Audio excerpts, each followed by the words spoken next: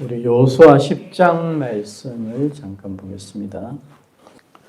여호수아 9장의 기본 족속들이 일종의 속임을 통해서 가나안 땅의 족속이 아닌 것처럼 속여서 이스라엘과 화친하고 언약을 맺는 모습을 소개하고 있습니다.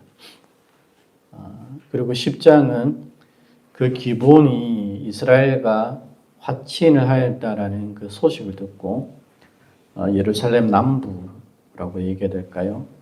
에 있는 여러 도시국가들이 그 시대에는 도시국가로 존재했다고 생각하시면 됩니다. 도시국가들이 화들짝 놀라서 기본을 치려고 하는 이야기로 10장이 소개되어지고 있습니다. 본문에 의하면 예루살렘 왕 아도니세덱이 중심이 되어서 기브온과의 전쟁을 준비하고 있는 모습을 보여주고 있는데요. 그들이 바라보기에 이스라엘도 굉장히 큰 문제가 되는 거죠. 먼저 여리고와 아이성을 이스라엘이 함락했다는 소식을 그들이 다 듣고 있었고요. 안 그래도 이제 곧 자기 자신들의 차례가 될 것에 대해서 염려하고 있었는데 기브온이 그 이스라엘과 화친을 해버린 거죠. 근데 그 기브온이 그냥 도시 국가로 존재했던 것은 아닌 것 같아요. 성경 본문에 보면 기브온에 대해서 굉장히 큰 성이라고 얘기하지만 왕도라고 얘기하지는 않습니다. 그냥 왕도와 같이 큰 성이다라고 얘기하는 거 보면 기브온은 그때 당시에 예루살렘처럼 그 왕이 다스렸던 그 도시는 아니었던 것 같아요. 그럼에도 불구하고 그 왕이 다스리고 있는 도시국가 못지않게 기브온이 굉장히 강한 성이었다라고 얘기하고 있는 거죠. 그래서 이제 이 사람들이 훨씬 더 마음이 급해진 거라고 볼 수 있습니다. 기브온 같은 도시가 지금 예루살렘 이스라엘이 쳐들어오면 함께 짝짝꿍해서 이스라엘과 대적해야 되는데 그 강력한 기브온이 성경에도 표현되어 있는 것처럼 기브온 사람들은 강하고 이렇게 표현되어 있잖아요, 그렇죠? 그 강한 용맹을 자랑하는 사람들이 이스라엘과 화친했다라고 얘기하니까 이제 발등에 불이 떨어진 것 같은 마음을 가지고 일이 진행되어 가고 있는 모습을 보여주는 거라고 할 수 있습니다. 이런 이야기들 속에서 우리가 여러 가지 생각할 것들이 많은데 첫 번째 우리가 기브온에 대해서는 생각해 보는 것들이 필요하죠. 기브온은 이후로 계속적으로 이스라엘 가운데 존재하고 있습니다. 우리가 잘 알고 있는 것은 사무엘하 21장인가요? 사무엘하 21장에 보면 그 사울이 기브온 사람들을 죽이는 사건을 얘기하는 거죠. 아마 그 사울 왕 당시에 기브온이 엄청난 핍박을 당했던 것을 우리가 살펴볼 수 있게 됩니다. 그 구체적인 내용은 성경 가운데 기록되어져 있지는 않습니다. 다만 사무엘하 21장에서 갑자기 등장하는 거죠. 사울이 기브온을 얼마나 끔찍하게 다루었는가에 대한 이야기를 얘기하고 있습니다. 그리고 사울은 그것을 유다를 위하여라는 명목을 가지고 행했다라고 성경은 얘기하고 있는 거죠. 사울이 보기에 기브온은 굉장히 찜찜했던 거라고 볼 수 있습니다. 기브온은 이스라엘 족속이 아니죠. 아브라함의 자손이 아닌 거잖아요, 그죠? 아브라함의 혈통이 아닌 거죠. 근데 그 기브온이 그 아브라함의 자손, 자기가 생각하기에 택함받은 그 유대인들 가운데에 여전히 기브온이 존재하고 있는 것이 사울은 굉장히 마땅치 않았고 사울이 내세운 유다를 위하여라는 어떤 이야기들 속에서도 생각해 보는 것은 그 당시에 유다 사람들도 유대인들도 그 기브온이 그들 가운데에 멸족당하지 않고 생존하고 같이 살아가고 있는 것에 대해서 좀 끌적지근하게 생각했던 무리들이 많았다라는 것들도 우리가 한번 생각해 볼 수 있게 됩니다. 그런 가운데 이제 사울왕이 칼을 빼들고 기본 사람들을 강력하게 핍박했던 것들이 있었던 것 같아요. 거기에 대해서 이제 우리는 사무엘하 21장 속에서 그 문제가 어떻게 하나님께서 펼쳐가시고 있는가를 우리가 보는 거라고 볼 수 있습니다. 근데 기본이라는 이 족속의 문제는 구약의 하나님 나라의 어떤 열려 있는 가능성을 우리 가운데 보여주고 있는 하나의 실체와 같은 거죠. 구약은 명백하게 이스라엘만이 하나님의 백성이라고 얘기하지만 그렇다고 해가지고 다른 어떤 민족들이 하나님의 백성이 될 가능성이 제로냐라고 얘기하면 그렇지 않은 것을 우리가 생각하게 됩니다. 신약처럼 이스라엘만이 하나님의 자녀 이런 개념은 신약에는 없지만 그래서 누구든지 예수를 믿음으로 하나님의 자녀가 된다라고 얘기하는 명백하게 시의 정체성에 대한 시의 탄생에 대한 것들을 다르게 표현하고 있지만 구약 가운데에 우리가 잘 알고 있는 것처럼 그렇다고 해가지고 다른 민족들은 하나님의 시가 될 가능성이 없느냐라고 얘기하면 그렇지는 않습니다. 이스라엘 안으로 들어오면 되는 방식이었죠. 그죠? 그게 구약의 하나님 나라의 시가 되는 방식이었다고 할 수 있습니다. 그리고 가감하게 초기에 이스라엘이 가나안 땅에 들어와가지고 가나안 정복전 일종의 가나안 심판전을 행하는 그 아주 초기의 기본은 어떤 마음이었는지 명확하게 성경에 표현되어지지는 않고 있지만 그렇지만 사무엘하 21장 같은 경우에서 우리가 그 본문들을 함께 생각해 본다면 기본은 하나님을 인식했던 것 같아요. 그 이스라엘의 하나님을 인식하고 그 이스라엘의 하나님이 여리고와 아이 성을 어떻게 이스라엘을 통해서 함락시키는가를 바라보면서 기본은 이스라엘의 하나님을 인식하고 그 하나님께 의탁하고자 했던 것이 분명한 사실이었던 것 같습니다. 그래서 기본은 여호수아 9장 속에서 이스라엘과 화친 맺기 위해서 고도의 속임수를 통해 가지고 다가오는 모습을 보여주고 있는 것이죠. 근데 실질적으로 이런 부분들이 우리가 역사를 이렇게 지나오고 난 뒤에 생각하면 이것이 하나님이 일종의 그 가나안 족속을 향한 하나의 열려진 가능성을 위해서 행하신 일들은 아닌가 이런 생각이 좀 들기도 합니다. 이제 역사가 지나고 난 뒤에 어떤 얘기냐면 하나님께서 여리고성을 굉장히 독특하게 함락시키시잖아요. 그러니까 여리고성을 굉장히 독특하게 싸워서 함락시키는 것이 아니라 여러분 공성전은 굉장히 힘듭니다. 공성전 굉장히 힘들죠. 실질적으로 공성전을 통해서 이스라엘이 여리고를 함락할 가능성 거의 제로에 수렴하죠. 우리가 잘 알고 있는 것처럼 정탐꾼 사건 속에서도 이스라엘 백성들이 12명이 정탐하러 갔다가 10명이 화들짝 놀라고 그 땅으로 들어가서는 안 된다고 얘기하는 것도 어떤 이유 때문에 그래요. 그 땅의 성들이 크고 견고하기 때문이라고 하잖아요. 그러니까 자기들이 어떻게 그 견고한 성을 자기 자신이 함락시킬 수 있느냐. 우리는 싸울 끈덕지가 안 된다라는 것이 이스라엘 정탐꾼들의 보고였던 것으로 우리가 생각하게 된다면 이제 그 땅에 들어와 가지고 이제 실질적으로 하나님을 대신한 심판을 행하게 될 때에 그 여리고성이라는 것은 작은 성은 아니거든요. 여리고성은 큰 성인데 그 성을 공성전을 통해 가지고 함락시킨다는 것은 불가능하죠.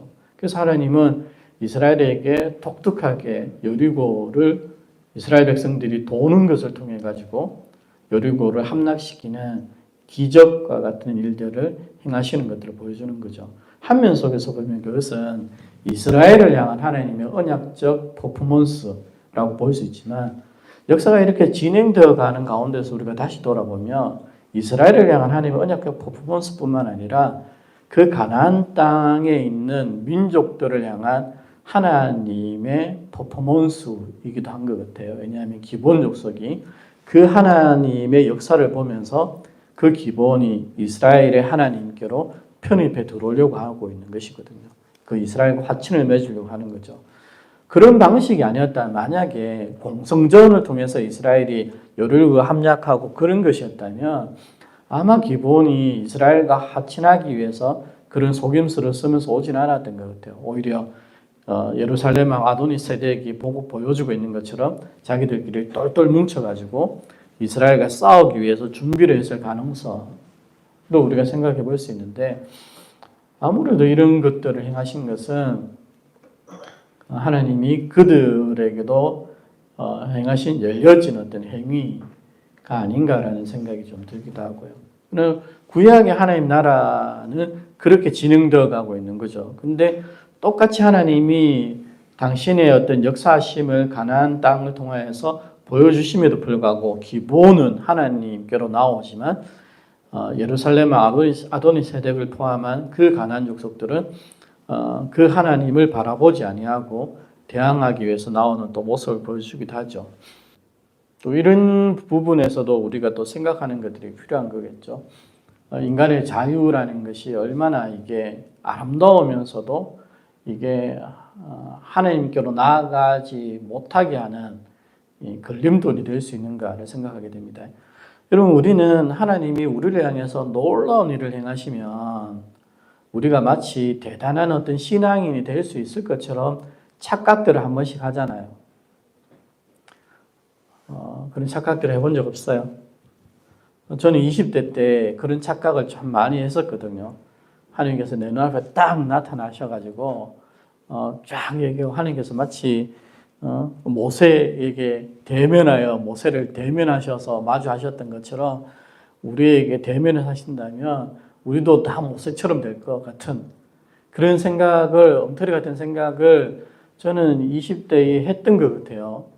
그러니까 모세가 자기가 위대해서 모세가 됐나 이런 논리일 수 있잖아요. 하나님이 모세를 딱 택하시고 모세한테 딱 나타나시고 누구도 경험하지 못하는 하나님의 경험을 하게 하고 누구도 알지 못하는 하나님과 대면해서 바라보게 하시는 그 은혜를 하나님께서 모세에게 딱 하시니까 모세가 될 수 있었던 거지. 우리도 나도 그런 거 경험하면 다 모세가 되지. 이런 생각 한 번씩 안 해보셨었어요? 안 해봤나? 네, 안 해봤으면 다행이고요. 저는 20대 때 해봤던 것 같아요. 근데 다 헛소리입니다. 우리는 하나님이 내 앞에서 놀라운 일을 나에게 마치 모세에게 하셨던 것처럼 하나님께서 불이 확 나게 하셔가지고 모세가 딱 오니까 말씀 딱 하시고 그러면서 막 모세하고 말씀하시고 가라 하니 안 간다 하니까 이래 해봐라 막 이래 가라 막 이런 놀라운 일들을 막 우리가 다 경험하면 택도 아닌 소리입니다. 모세가 모세 될 수 있었던 것은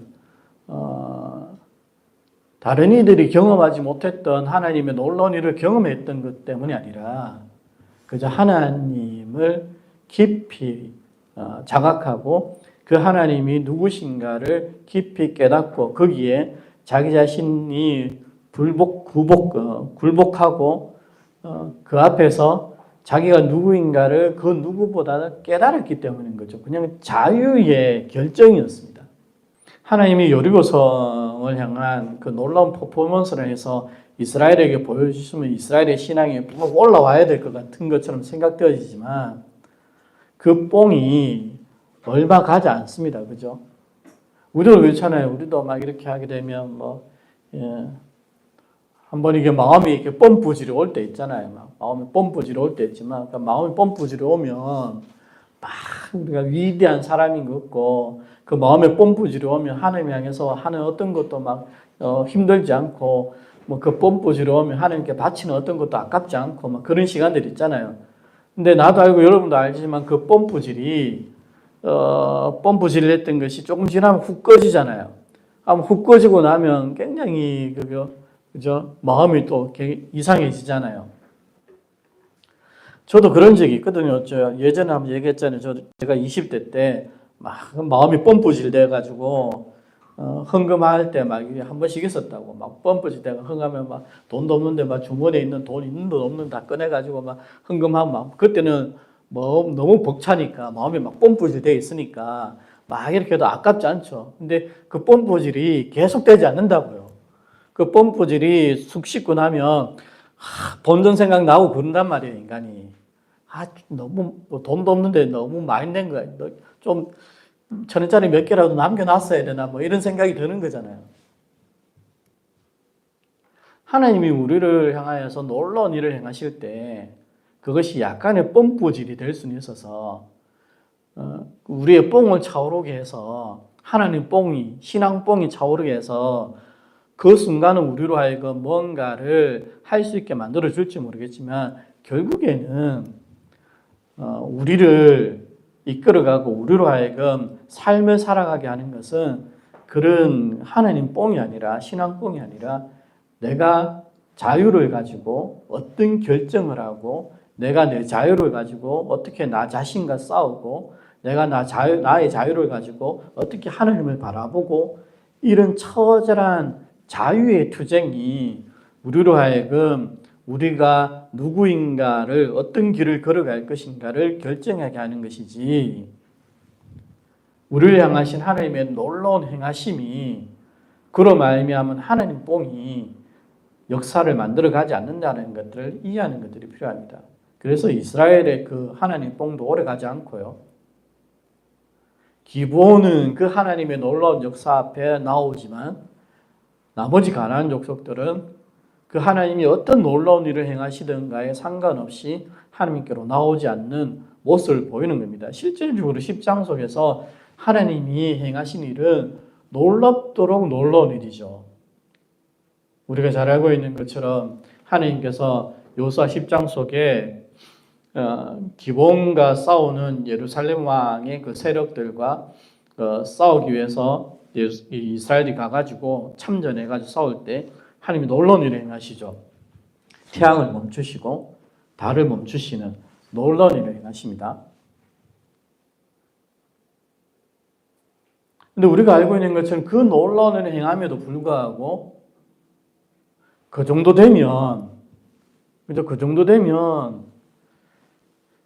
그 시대 다른 신을 믿다가도 와 이스라엘의 하나님이 최고인갑다 싶어가지고 그 당시의 어떤 신관을 우리가 생각해 본다면 충분히 그런 가능성을 생각해 볼 수 있는데 전혀 그렇지 않았다는 것들을 역사가 우리 가운데 보여주는 거죠. 기브온 외에는 하나님께로 나온 족속이 없었던 거죠. 이런 부분들을 우리가 깊이 생각하는 것들이 필요합니다.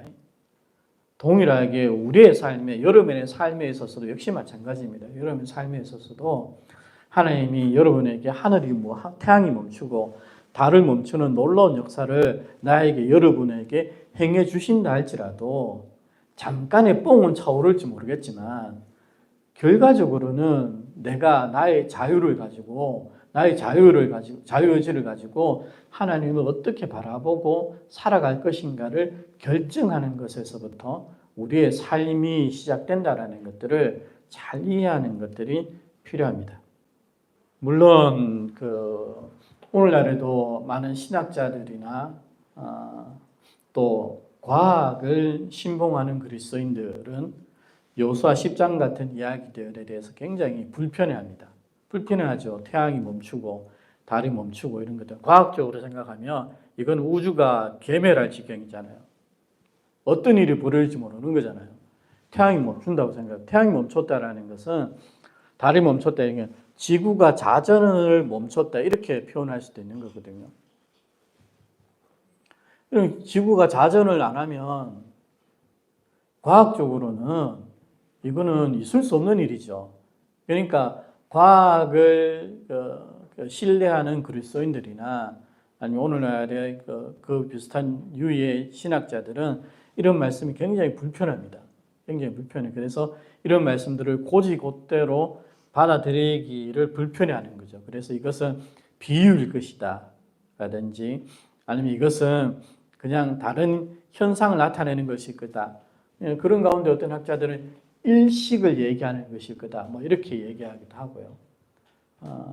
그래서 뭐 뒤져봤더니 뭐 BC 한 1200년 그 BC 13세기쯤에 기본인이 싸웠던 요 지역 어디에서 일식이 있었다는 기록을 이제 발견하게 된 거죠. 이제 과학이 이제 엄청 일식에 대한 연구를 하니까 BC 13세기에 기본 땅 어디에 그 건저리에서 일식이 있었다라는 것을 과학이 이제 발견해낸 사건인 거죠. 그 봐라, 이건 일식에 대한 얘기다. 이제 이렇게 얘기하는 사람들이 있습니다. 물론 이 문제를 해결하기 위해서는 굉장히 많은 그 전제를 깔아야 됩니다. 일단은 이스라엘의 출애굽 시기가 BC 13세기라고 일단은 놔둬야 되고요. 그 이스라엘 출애굽 시기에 대해서도 그 일치된 견해는 잘 없습니다. 일치된 견해는 잘 없는 가운데 어쨌거나 이스라엘의 출애굽 시기를 BC 13세기로 놓아야 되고, 또 하나는 지금 하나님께서 태양을 멈추고 달을 멈출 때에 태양은 기브온 위에 있고요, 달은 아얄론 골짜기에 있습니다. 아얄론 골짜기에 있으니까 이게 같은 장소가 아닌 거죠. 기브온하고 아얄론은 좀 떨어져 있습니다. 좀 떨어져 있는 상태. 기브온이 서쪽으로 쭉 가야지만 아얄론 골짜기가 있는 거죠. 그러니까 일식을 설명하기가 또 힘들어지는 겁니다. 그러니까 이런 그 넘어가야 할 일들이 많지만 어쨌거나 그래도 태양이 멈췄다, 달이 멈췄다, 이것보다는 일식이 있었다, 이걸 좀 받아들이고자 하는 학자들도 있고요. 비유다, 그냥 비유.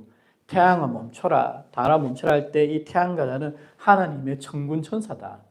하나님의 천군 천사를 하나님께서 태양아 이쪽에 서고 달아 너는 이쪽에 서서 하나님이 지금 천군 천사를 동원해 가지고 이 전쟁을 지금 치루어 가시고 있는 모습을 보여주는 비유에 불과하다. 이제 이렇게 얘기하는 겁니다. 그런 사람들도 있고요. 근데 또 그렇게 얘기하기에는 이게 물론 이렇게 생각할 수 있는 그 건덕지가 뭐냐 그러면 태양아 너는 기브온에 머무르고 달아 너는 아얄론 골짜기에 그리할지다라고 얘기하는 12절의 이 말은 운문입니다. 시로 되어 있습니다. 시로 되어 있으니까 그렇게 생각할 가능성이 열려 있긴 한데, 근데 13절에 태양이 머물고 달이 멈추기를 백성이 그 대적에게 원수를 갖기까지 하였느니라, 이게 다시 산문으로 풀어서 써주고 있습니다. 그러니까 이런 것들도 굉장히 이게 비유라고 바라볼 수 있는 어떤 건덕지가 없는 건 아니지만, 그렇다고 하기에는 다시 서술을 해가지고 이것을 증거하는 본문의 말씀들이 이어져 나가고 있는 거죠. 야살의 책에 기록되어지기를 이루면서 이 여호수아의 기자가 이것을 역사적인 사실처럼 다시 기록해 놓고 있습니다. 그러니까 이런 부분들도 굉장히 어려워지는 거죠. 여러분, 야살의 책이라고 혹시 들어보셨어요?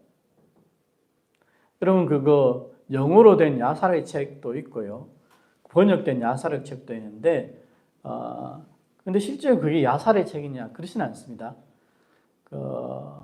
야살의 책은 아직 한 번도 발견된 적이 없습니다. 이게 맞다고 생각하시면 됩니다. 야살의 책은 아직 한 번도 발견된 적이 없는데, 영어 책에 보면 야살의 책 이러면서 나온 게 있습니다. 그게 야살의 책이 아닙니다. 아니라고 생각하시면 되고, 뭘 근거로 해가지고 그걸 만들었는지 모르겠지만 어쨌거나 그 학계에서는 아직까지 야살의 책이라고 하는 것이 발견된 적은 없다라는 것이 전통적인 견해라고 생각하시면 될 것 같아요.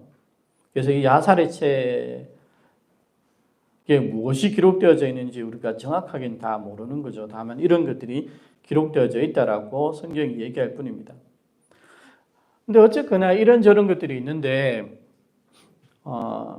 이런 가운데서 이걸 태양이 멈추고 달이 멈췄다라는 것들을 실제적인 역사로 받아들이기를 좀 끌적지근해하는 사람들이 있는 것을 여전히 우리는 생각해 볼 수 있습니다. 근데 성경에는 이런 비슷한 기적이 또 한 번 등장합니다. 열왕기하 20장인가 열왕기하 20장에 보면 히스기야 시대에 하나님께서 태양의 그림자를 10도 뒤로 물리시죠. 10도 뒤로 물리시는 그런 것도 굉장히 천체의 그 변화를 가져오는 기적과 같은 거죠. 태양의 그림자가 10도 뒤로 물러가는 것도 굉장히 과학으로 생각하면 끔찍한 일이죠. 끔찍한 일인데 그때도 그 일들에 대해서 기록하고 있고요. 여호수아 10장 속에서는 태양이 멈추고 달이 멈췄는데 얼마만큼 멈추냐 그러면 거의 하루 동안 멈췄을 거라고 성경이 기록해 보고 있는 것 같아요. 그러니까 굉장히 오늘 과학의 시각으로 보면 택도 아닌 이야기를 써놓고 있는 거라고 볼 수 있습니다. 근데 신앙인의 눈으로 보면 뭐 택도 아닌 것이 아니라 얼마든지 가능한 일이 됩니다. 신앙인 눈으로 보면 천지를 만드신 하나님께서 그 만드신 분이 그 천체의 어떤 것들에 대해서 무언가를 손을 대시는 어떤 부분들은 그것을 손을 대시더라도 만드신 천체에 아무런 이상이 없는 가운데서 손을 대시는 것들은 하나님의 입장에서 보면 얼마든지 가능한 일이라고 볼 수 있습니다. 가능한 일인데 이제 현대로 오게 되면 그걸 좀 받아들이는 것을 좀 힘들어하는 사람들이 있는 거죠. 힘들어하는 기독교인들이 뭐 그 사람들의 어떤 마음도 뭐 약간의 어떤 그 이해가 되기도 하고 그렇습니다. 근데 성도들 가운데서도 이런 문제들을 보면 이게 실제로 받아들이기를 싫어하는 사람들이 있을 수 있습니다. 좀 다르게 이해하고 싶은 사람들, 비유로 이해하고 싶은 사람들이 있고 얘기했던 것처럼 일식과 같은 현상을 이렇게 표현했다라고 이해하고 싶은 사람도 있는 거죠. 왜? 그렇게 이해해야 그들의 입장 속에서는 다른 사람들, 믿지 않는 사람들에게 얘기할 때 조금 더 얘기가 되지 않느냐 이런 생각을 하고 있는 것 같기도 해요. 근데 저는 잘 모르겠습니다. 저는 그냥 이게 실제로 있었던 일이라고 충분히 생각합니다. 뭐 이걸 굳이 비유라고 읽어야 될 명백한 이유가 없고요. 왜냐하면 말씀드렸던 것처럼 비유라고 볼 수는 있는데 뒤에 이게 마치 역사 사실처럼 다시 서술해 놓고 있기 때문에 이걸 비유로 읽을 수 있는 비유로 볼 수 있는 게 100%냐 이렇게 얘기할 수가 없습니다. 그리고 뭐 BC 113세기 이스라엘이 출애굽했다는 걸 받아들인다 할지라도 이걸 일식으로 읽기에도 만만찮은 부분들이 동장하고 있고요. 그러니까 제일 100% 받아들일 수 있는 것은 이게 그냥 실제로 일어났던 일이라고 하는 것이 제가 보기에는 가장 100%의 일입니다. 다만 여기에는 과학의 문제가 있을 뿐이죠. 근데 제 입장 속엔 그는 아무런 문제가 안 되면 하나님이 얼마든지 하실 수 있다라고 저는 생각하기 때문에 물론 과학을 사랑하는 그리스도인들이 저 같은 사람들 얘기를 들어보면 저 비논리적인 인간 이렇게 생각할지 모르겠지만 근데 제 견해에는 명확하게 그것만이 100% 아무런 거리낌 없이 수용할 수 있는 말씀이라고 해석이라고 생각합니다. 요사 시대, 히스기야 시대에 태양의 그림자가 10도 뒤로 물러간 것도 역시 마찬가지고요. 이렇게 저렇게 해석할 수 있는 여지들이 있을 수 있지만 설명해야 될 것들이 너무 많아집니다. 그러나 하나님께서 실제로 이 일을 행하셨다라고 얘기하면 사실 설명할 거리는 없습니다. 그냥 과학적이지 않다 뭐 이런 것인 거죠. 근데 과학적이지 않다라는 이것도 신앙인의 입장 속에서는 아무 문제가 안 됩니다. 하나님은 능히 그리실 수 있는 분이시기 때문에. 뭐 이건 저희 견해일 뿐이니까 이런 것들은 저희 견해가 계시고 뭐 그런 건 아니잖아요. 이런 것들은 그냥 여러분들도 이런 그 본문들이 나오게 될 때에 어떤 식으로 사람들이 이해하려고 하는지에 대해서 좀 생각함이 필요한 것 같습니다. 그런 것들 떠나가지고 우리가 이런 것들에 대해서 생각해 볼 수 있는 신학적인 메시지들은 우리가 충분히 생각할 수 있겠죠. 태양아 멈춰라, 달아 멈춰라 라고 얘기하게 될 때에 그 시대의 가난 속에서는 태양은 신이죠. 달도 신인 거죠. 그러니까 신학적 메시지는 좀 더 분명합니다. 하나님께서 그것이 그 신이 아니라는 것들을 말하고 있는 거죠. 당신의 통치하에 들어와 있는 존재들에 불과하다는 것들을 말하고 있는 신학적 메시지는 굉장히 분명하게 우리가 살펴볼 수 있습니다. 그리고 이런 신학적 메시지는 창세기부터 계속해서 들려주고 있었던 메시지라고 볼 수 있습니다. 그리고 이런 이야기들은 우리가 세상 가운데서 세상이 우리 가운데 이야기하는 수많은 이야기들이 있는 거죠. 철학이 있든지 아니면 그 신념이 있든지 이런 것들 속에서 우리는 어떻게 그 신념을 바라보고 어떻게 그 철학을 바라보고 교회의 삶을 그리스도인의 삶을 살아가야 할 것인가에 대해서 생각하는 것들이 필요한 거죠. 한때 교회 속에 PC주의자들이 참 많았죠. 지금도 많을 거라고 생각하는데 정치적 올바름이라는 것이죠. 세상이 하나 내놓은 철학적 신념과 같은 거라고 볼 수 있죠. 그래서 그게 한때 세상을 굉장히 휩쓸었고요. 그런 가운데 교회 속에서도 그 그 정치적 올바름이라는 PC를 굉장히 신봉하는 그리스도인들이 참 많았었고요. 지금도 말씀드렸던 것처럼 여전히 그 시각을 가지고 가는 사람들이 많은데, 저는 그것이 그리스도인이 가져야 할 시각인가에 대해서 우리가 잘 생각하는 것들이 필요합니다. 필요합니다. 여러분, 그 기독교에 있어서 윤리는 늘 말씀드리지만 기독교적 윤리는 옳고 그름의 문제가 아니고요. 기독교의 윤리의 문제는 존재로부터 시작한다라는 것들을 잘 기억하는 게 필요합니다. PC, 정치적 올바름이냐라는 것은 기독교적 윤리하고는 아무 상관이 없습니다. 이게 필수적인 그 정치적 올바름이다, 아니다, 이걸 구분해가지고 정치적인 올바름을 택해야 된다라는 것이 마치 기독교적인 어떤 윤리의 모양 같지만 전혀 그렇지 않습니다. 기독교인이 교회가 생각하는 윤리의 출발점은 하나님을 믿느냐 믿지 않느냐로부터 출발되어지죠. 그리고 우리가 하나님과의 믿음 안에서 존재하느냐 그렇지 않느냐로부터 출발되어지는 것이 기독교적 윤리라는 것들에 대해서 여러분들이 늘 생각하는 것이 필요합니다. 그러니까 그것이 없으면 아무리 우리가 정치적 올바름을 얘기하고 명분론을 얘기한들 세상은 그렇게 얘기하면 얘기할수록 더 망가지게 될 겁니다. 여러분, 자본주의와 뭐 사회주의나 아니면 공산주의 뭐 어떤 것이 되었든, 여러분 자본주의가 성경에서 나오고 뭐 사회주의가 성경에서 나오고 있다는 소리는 전부 다 헛소리에 가깝습니다. 전혀 그런 것들이 없고, 성경은 자본주의도 아니고 사회주의도 아니고 공산주의도 아니죠. 성경은 명확하게 관계와 존재를 얘기하는 거라고 볼 수 있습니다. 그러니까 성경이 얘기하는 윤리나 어떤 모든 것들은 존재의 문제지 어떤 주의의 문제도 아니고 정치의 문제도 아니고 신념의 문제도 아니라는 것들을 잘 이해하는 것들이 필요합니다. 그럼 왜 사회주의나 공산주의가 무너지고 자본주의가 아직까지 이 세계를 이끌어가는 하나의 그 시스템이 되었을까라고 생각하십니까? 자본주의가 뭐 좀 더 낫고 탁월해서 그렇지 않습니다. 자본주의가 훨씬 더 인간의 욕망을 허락하기 때문에 그렇습니다. 정치적 올바름이라는 관점에서 보면 사회주의나 공산주의가 훨씬 더 정치적 올바름이 좋죠. 그렇지만 사회주의가 역사 가운데에 실현되지 않고 공산주의가 역사 가운데 실현되지 않는 것은 하나님 없는 인간의 욕망의 문제를 해결하지 못하기 때문에 그렇습니다. 자본주의가 역사 가운데 살아남는 이유는 자본주의가 탁월해서가 아니라 자본주의가 사회주의보다 탁월해서라는 것이 아니라 자본주의는 인간의 욕망을 허락해 준다는 데 있습니다. 그렇기 때문에 사회주의가 아니라 자본주의가 살아남은 것에 불과합니다. 그러니까 이런 부분들을 교회는 잘 생각하는 것들이 필요하고요. 그리고 이 땅을 살아가고는 우리 역시 마찬가지라고 할 수 있습니다.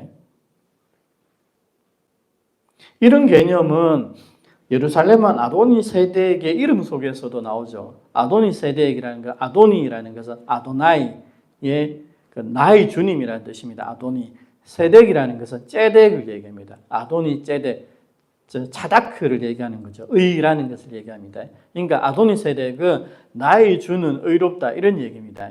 그런데 여기서 나의 주는 하나님은 아니죠. 그냥 자기가 믿고 있는 세상 신이라고 볼 수 있습니다. 예루살렘 왕이 믿고 있는 신이라고 볼 수 있겠죠. 우상. 나의 주는 의롭다. 근데 세상도 의의 개념을 가지는 겁니다. 세상도 의의 개념을 가지고 의를 좋아하고 그 의를 내세울 때에 그것이 굉장히 명분론을 가지고 그 의를 내세우는 것이 이롭고 의를 내세우는 것이 통치에도 편하다라는 것을 세상도 안다는 것입니다. 그렇잖아요. 세상의 왕이 나는 불의를 신봉한다 이렇게 할 수는 없잖아요. 나는 의를 신봉한다, 정의를 따른다 이렇게 얘기해야 먹혀 들어가는 거잖아요. 그렇기 때문에 세상은 다 의를 얘기하고 정의를 얘기하고 공평을 얘기하는 거죠. 다 그렇게 얘기하지만 문제는 뭐냐 그러면 성경이 얘기하는 것처럼 세상이 아도니 세덱이라는 것을 얘기하지만 세상 교회는 의라는 개념을 하나님 안에 두고 있는 거죠.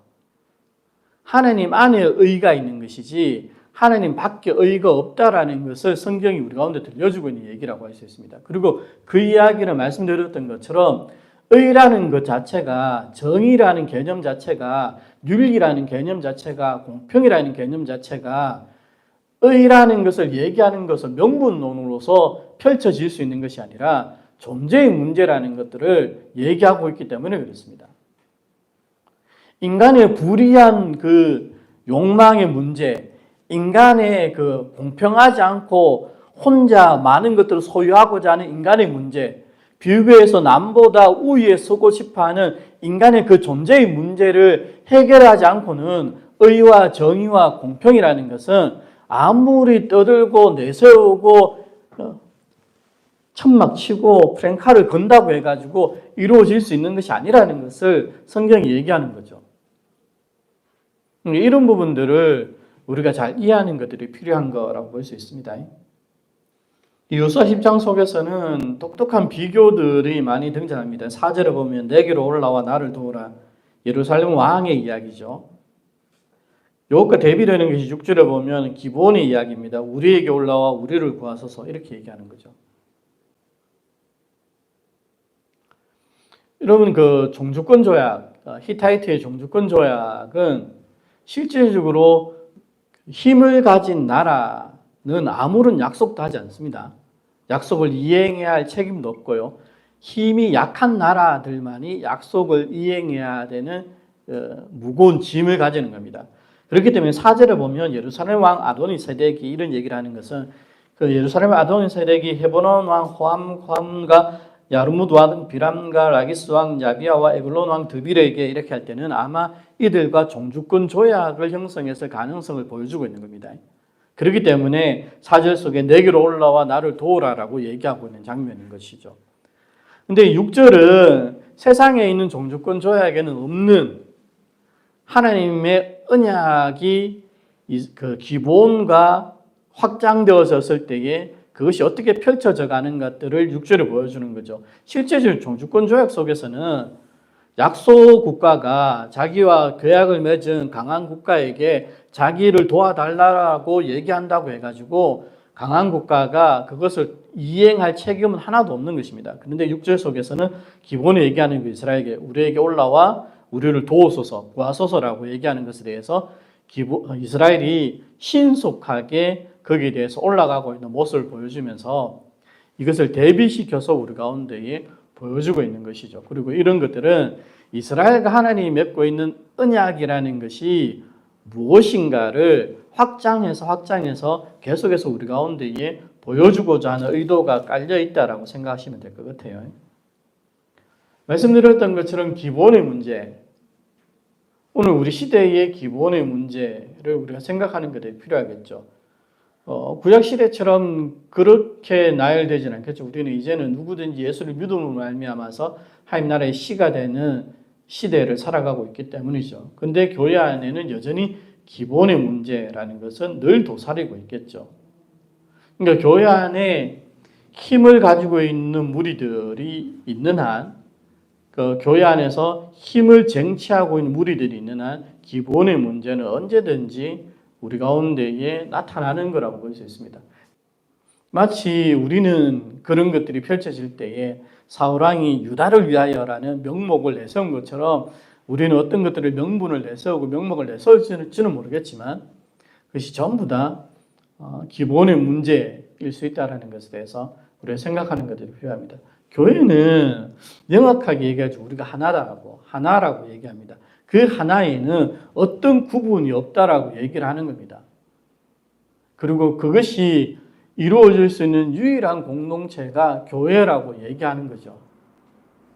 기본은 아브라함의 자손이 아니었음에도 불구하고 마치 성경의 본문은 기본이 이스라엘과 전혀 다를 것이 없는 것처럼 이스라엘이 움직여가는 것들을 보여주고 있고 친히 하나님도 놀라운 일을 행하고 있는 모습을 보여주고 있습니다. 굉장히 독특한 일이죠. 여러분 요수아 10장에 나타나는 것처럼 요수아가 얘기하는 것처럼 14절 여호와께서 사람의 목소리를 들으시니 이 같은 날은 전에도 없었고 후에도 없었나니 이는 여호와께서 이스라엘을 위하여 싸우셨습니다. 이렇게 얘기하고 있습니다. 이 같은 일은 전에도 이후에도 없었던 아주 독특한 하나님의 행동하심이었다고 얘기하는 거죠. 그럼 왜 하나님은 여호수아 10장에 와서 이 기본의 문제에 있어서 이 일을 행하셨을까라고 우리는 생각해야만 합니다. 명확하게 우리가 다 이해하지는 못할 수 있을지 모르겠지만 우리가 얘기해 볼 수 있는 것은 하나님이 하나됨을 얘기하게 될 때에 아브라함의 자손으로 씨를 삼으시지만 기본이 아브라함의 자손으로 들어오게 될 때에는 기본 족속이 아니라 그를 역시 아브라함의 자손과 같다라는 그 하나됨의 역사를 하나님이 어떻게 바라보시고 있는가를 보여주시고자 하는 의도를 우리가 생각해 볼 수 있게 됩니다. 그것이 교회 속에서 그리스도인을 살아가는 우리가 가져야 될 인식이라고 볼 수 있는 거죠. 그럼 교회가 하나다라는 걸 얘기하게 될 때, 하나님 우리를 하나로 부르셨다라고 얘기하게 될 때에 그 하나됨의 의미가 저와 여러분 속에 담겨져 있어야 된다는 겁니다. 근데 이게 굉장히 어려운 일이죠. 각자의 의지를 가지고 있는, 자유를 가지고 있는 인간은 각자의 기준을 가지기를 원하고, 각자의 평가를 가지기를 원하고, 각자의 시각을 가지고자 하는 못돼 처먹은 근성들이 남아있기 때문에 그것들이 교회의 하나됨을 늘 방해한다라는 것들을 생각하는 것들이 중요합니다. 우리는 보기에 좋은 사람들을 조금 더 좋게 보려고 하고, 내 눈에 좋은 사람들 조금 더 좋게 보려고 하고, 특별히 나를 괴롭히는 사람은 아예 쳐다보기를 싫어하는, 여전히 자기중심적 삶을 살아가고자 하는 욕망에 충실한 삶을 살아가고 있습니다. 근데 얘기하는 것처럼 우리는 몸된 교회로 존재하고 있는, 하나로 존재하고 있다는 것들을 이해하는 것들이 필요한 거죠. 그리고 그것이 가능한 이유는 우리가 하나님과 관계 안에서 존재하고 있다는 것들을 저도 여러분도 깊이 그것을 마음에 받아들이며 그것을 묵상하게 될 때에 그 하나됨이 이루어질 수 있다는 것들을 이해하는 것들이 필요한 거죠. 여호수아 시대의 여호수아는 기본의 문제를 이해하고 있는데 시간이 지나가니까 사울왕과 그 시대의 많은 사람들은 기본을 그렇게 바라보지 못하고 있는 거죠. 이게 역사라고 할 수 있습니다. 이 역사적 문제, 기본이 만들어낸 이 역사적 문제는 교회 안에 늘 존재하고 있는 것입니다. 그리고 그 문제를 극복하는 것이 어떤 것인가를 저와 여러분들은 잘 생각하는 것들이 필요한 거라고 볼 수 있는 거죠. 더불어서 14절 같은 말씀에 대해서도 여러분들이 잘 생각하는 것이 필요합니다. 여호와께서 사람의 목소리를 들으시니 같은 날은 전에도 없었고 후에도 없었다라고 얘기할 때 우리의 관심은 사람에게 있어서는 안 됩니다.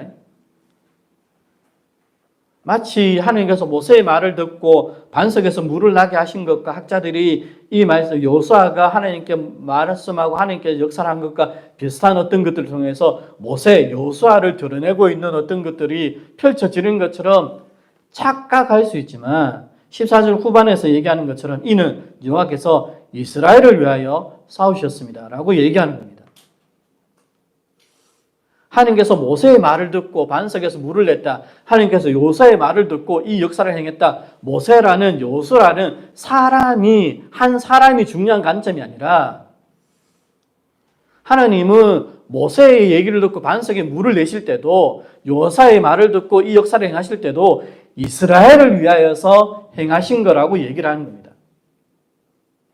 이것이 얼마나 중요한 본질인가에 대해서 잘 이해해야만 합니다.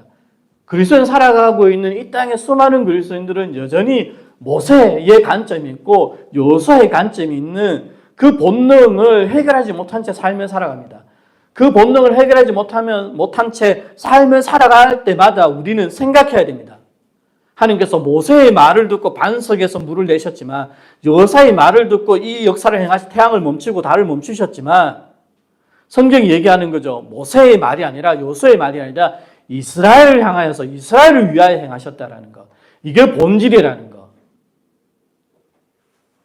이걸 깨우침으로써 나 자신을 내세우고 나 자신을 앞세우며 나 자신의 다름과 나 자신의 위대함을 드러내고자 하는 그 지랄맞은 우리의 욕망의 문제를 해결할 수 있는 길이 이것을 이해하고 깨닫는 데서부터 출발되어진다는 것들을 우리가 잘 기억하는 것들이 필요한 것 같습니다. 하나님은 여전히 지금도 교회를 위하여서 당신의 역사를 행하고 계십니다. 그래서 성령께서 우리 가운데 거하시면서 역사를 이끌어 가시는 거죠. 그 하나님의 역사 진행 속에서 우리가 어떻게 존재하고 우리가 어떤 삶을 살아가야 할까에 대해서 우리가 어떻게 바라보고 나아가야 할지를 여호수아 10장 속에 있는 이 이야기를 통하여서 우리가 다시 좀 고민해보고 나아갈 수 있게 되기를 소망합니다. 제가 기도할게요.